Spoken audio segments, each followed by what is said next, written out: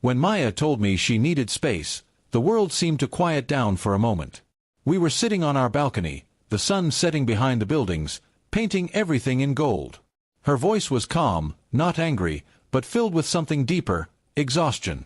"I think I need to live alone for a while," she said softly, staring at her hands instead of at me. I didn't interrupt her. I just waited, trying to keep my breathing steady. She continued, "It's not that I don't care about us. I just feel like I've lost myself somewhere in this relationship. I don't even recognize what I want anymore." Her words stung, but I knew they weren't meant to hurt. Maya wasn't running away. She was searching for air in a room that had become too crowded with silence. After a long pause, I simply said, "If space is what you need to find yourself again, then I'll give it to you." She looked surprised, maybe even confused. I smiled faintly and added, "Love isn't a cage, Maya. If you need time to breathe, I want you to take it. I'll be okay." I didn't say it to sound noble.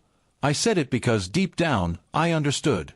Sometimes, love means stepping aside, even when every part of you wants to hold on. The next morning, she packed her things quietly. We didn't fight. We didn't cry. We just stood at the door for a while, unsure of how to say goodbye without breaking something invisible between us. She whispered, "I don't know how long I'll need." I nodded. "Take all the time you need.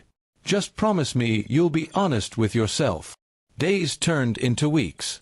The apartment felt emptier than I imagined it would. I'd catch myself setting 2 plates for dinner, then quietly putting one away.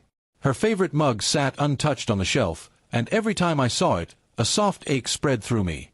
But amid the loneliness, something unexpected happened. I began to think about my own life, too. I realized how much of my identity had revolved around us. I'd stopped writing, stopped jogging, even stopped calling my old friends. Maybe Maya wasn't the only one who needed space. Maybe I did too. I started small, morning runs, reading again, cooking things I used to love. Slowly, the silence of the apartment stopped feeling empty. It started feeling peaceful. One evening, nearly 2 months later, I found myself standing at the park where Maya and I used to sit and talk for hours. The sky was soft with twilight, and I wondered where she was, what she was doing. For the first time, I didn't feel desperate to know. I just hoped she was doing okay. That night, my phone buzzed. It was her. The message was short, "Hey. Can we talk?" My heart raced, but I took a deep breath before replying, "Of course." The next day, she came by. She looked different, calmer, lighter.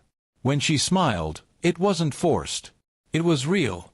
We sat on the same balcony where she had once said she needed to leave. "I thought about you a lot," she said. "But more than that, I thought about myself.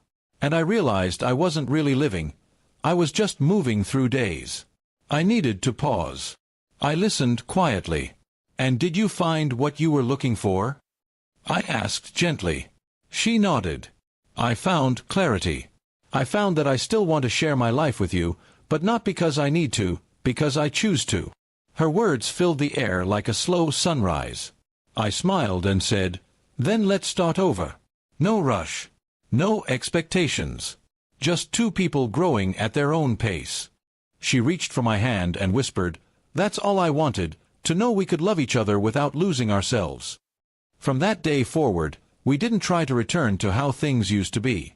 Instead, we built something new, a relationship that had space to breathe, room to grow, and understanding at its center. Sometimes, when people say they need space, it's not an ending. It's a quiet request for peace. And if you love them enough to listen, that space can become the place where love learns to live again.